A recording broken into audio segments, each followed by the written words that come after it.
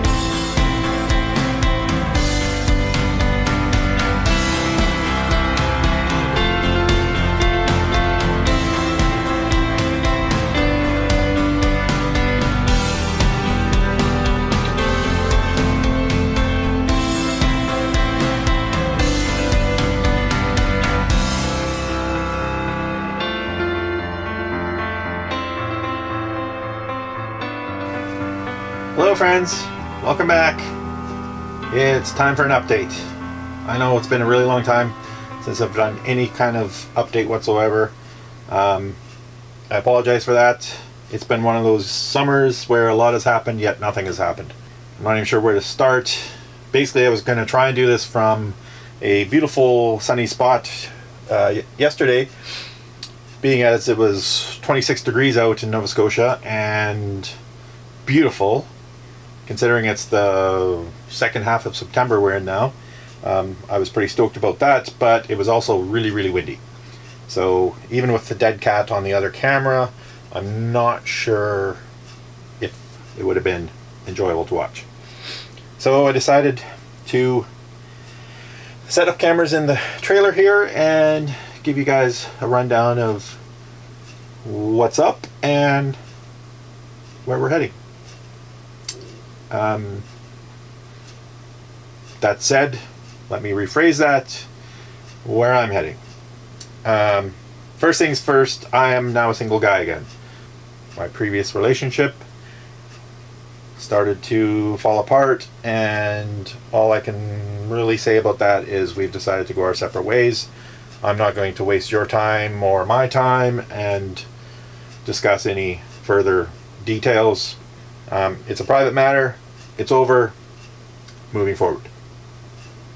So, now that that's out of the way, after Old Car City, we basically started venturing up to the East Coast towards here, which is Nova Scotia.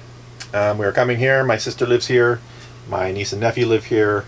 And I wanted to visit and catch up. And we basically wanted to hunker down and save a little bit of money, get caught up again, especially after we had a little bit of a repair issue, which I wanted to touch on next because I promised the proprietor of the Aamco transmission franchise in Middleton, New York, that I would give him a shout out.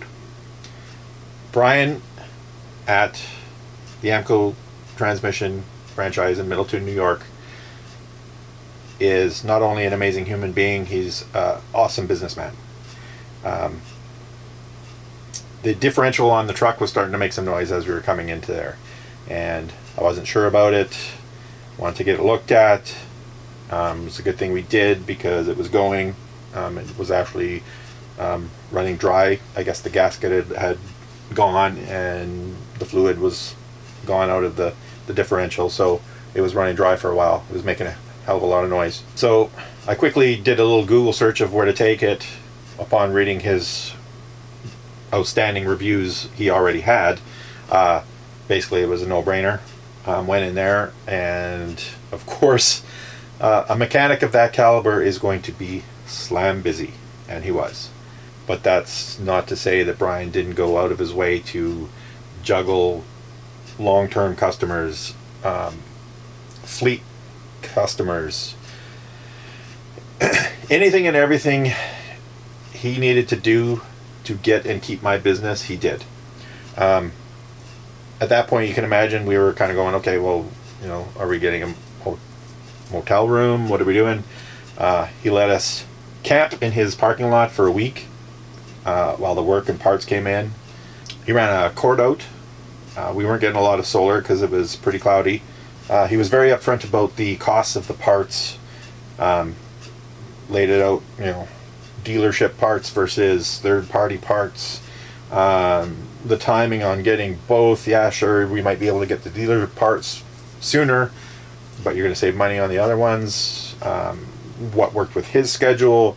He was just all around totally 100% like upfront, honest, forthcoming with information. If you find yourself in Middleton, New York, needing a repair, if you live around that area, go see Brian. If I lived anywhere near there, he'd be the only one I'd let touch my car. That guy's amazing. Here's to you, Brian. Thank you. And if I'm through the area, I'll visit, but I hope I don't see you again in the professional sense.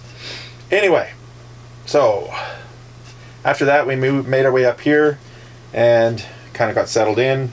I've been visiting with my sister and Leon, who's her man, my niece and nephew, Styles and Emma. Everything's been, pretty good. At a certain point, I found myself alone, but I'm still here, fixing up some financial things. Basically is, one of the reasons I'm here. It allows me to kind of reset. I haven't done a whole lot of exploring around the Maritimes as much as I wanted to. Mainly that kind of comes back to the price of gas isn't exactly cheap. To fill the truck here is like over $100 Canadian. So there hasn't been a lot of exploring. I did get out to Five Islands, an area along the water, and I also checked out another area along the water called Chignecto Provincial Park. There's some cool sea stacks and stuff there. Bit of a hiking trail. I'll throw little bits of that in here just so you're not looking at my crazy mug this whole time.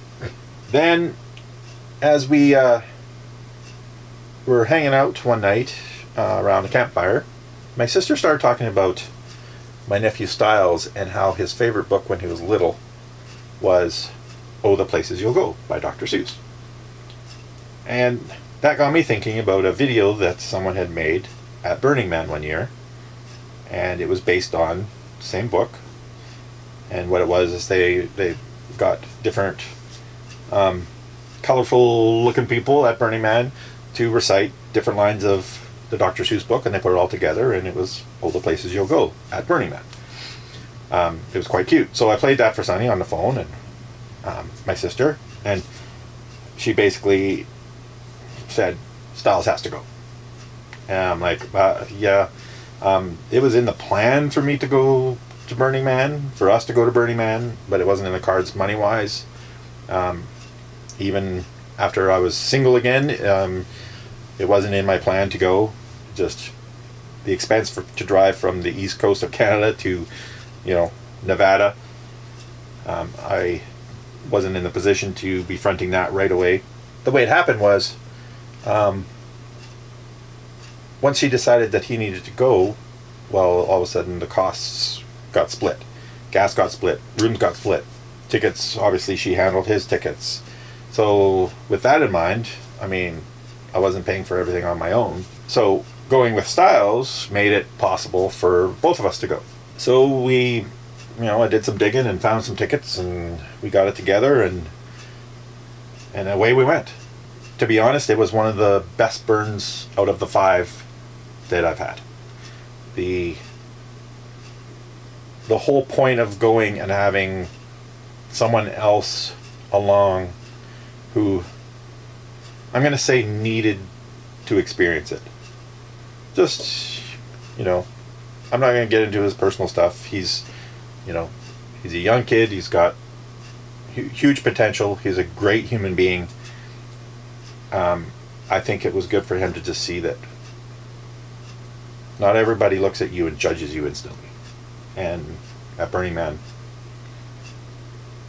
I think it really opened his eyes to the fact that there is people and a community out there that are just way beyond that. So anyways, we made our journey. It was like 4.5 days driving to get there. And along the way, he asked me, what was it that started my interest in Burning Man?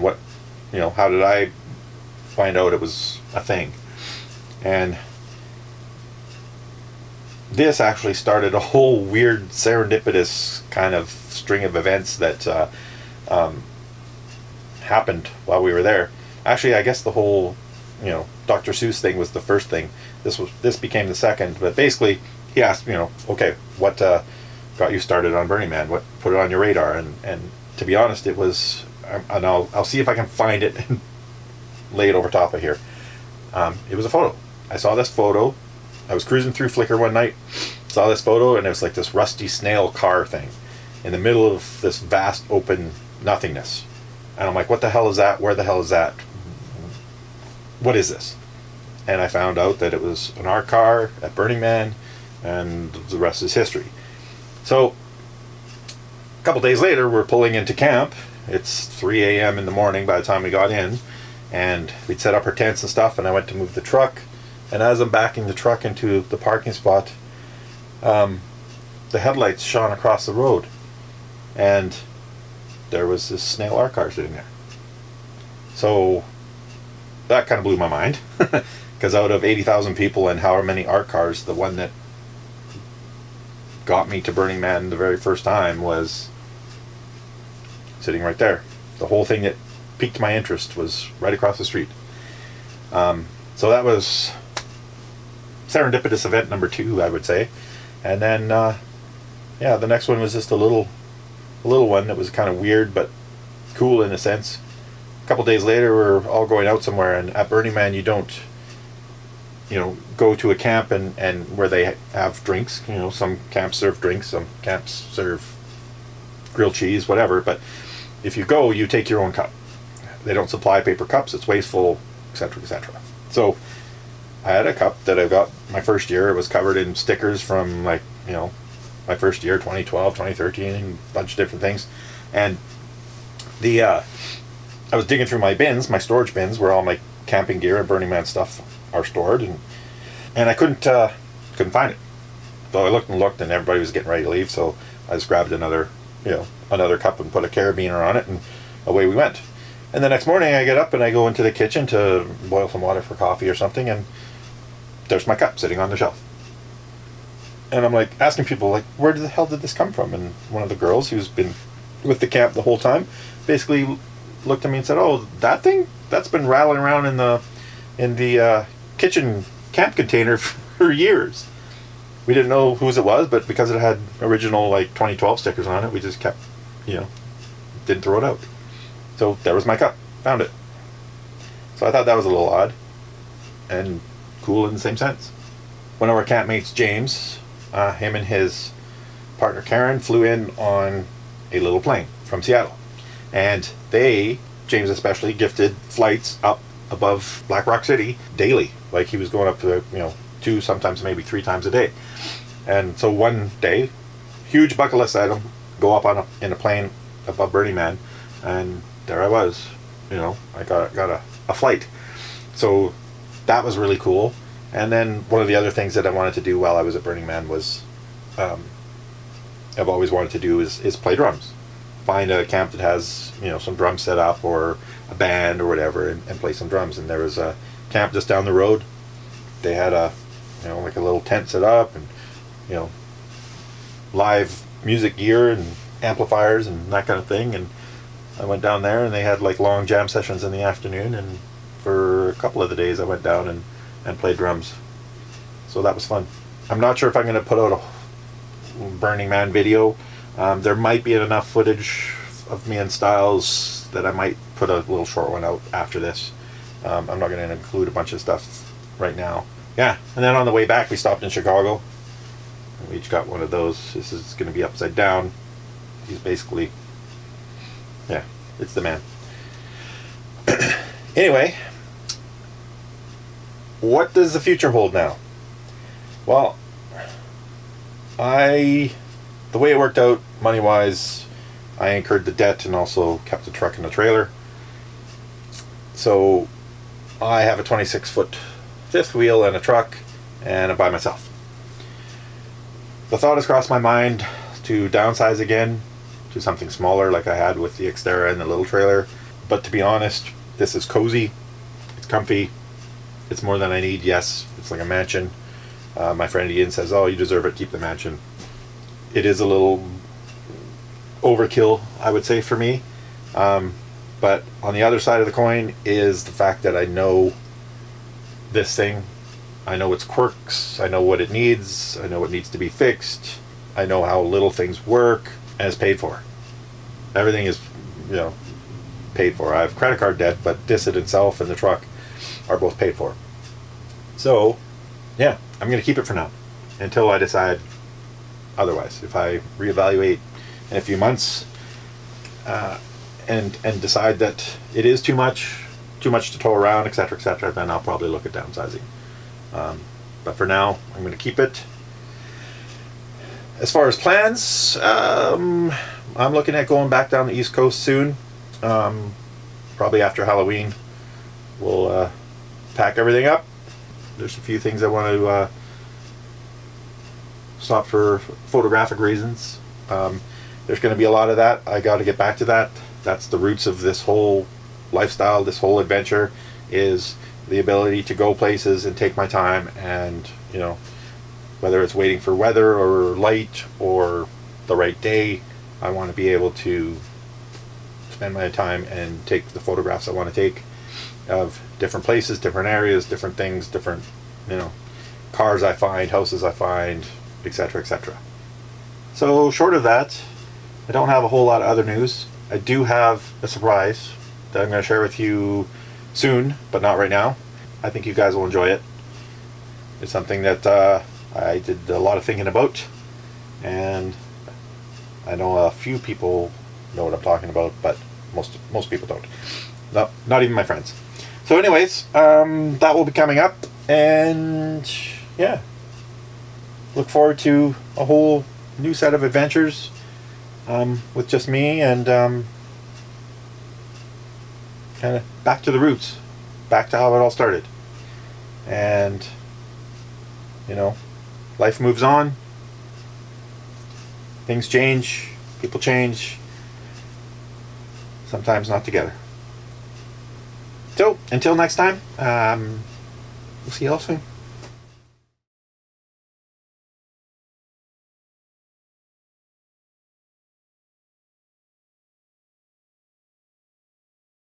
Oh, and one other thing. I need you guys to let me know whether this should stay or go. I'm on the fence. Every time I get ready for a shower, I'm like with the clippers, not sure what I'm doing. Part of me wants to just get rid of it, and the other part of me actually doesn't mind the way it looks sometimes. I don't know what to do with it. Really don't.